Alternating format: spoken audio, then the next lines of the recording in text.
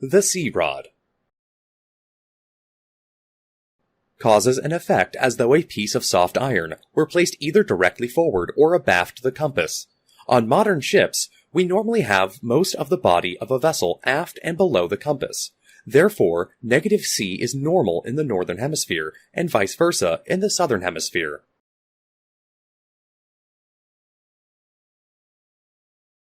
The effect of the sea rod is maximum at the poles and zero at the equator.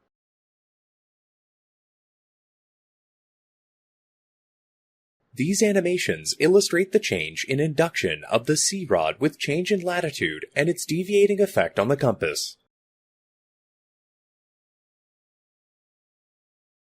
The sea rod has a maximum deviating effect on easterly and westerly courses, and no deviating effect on northerly and southerly courses. Deviating effect of the sea rod in the northern and southern hemisphere.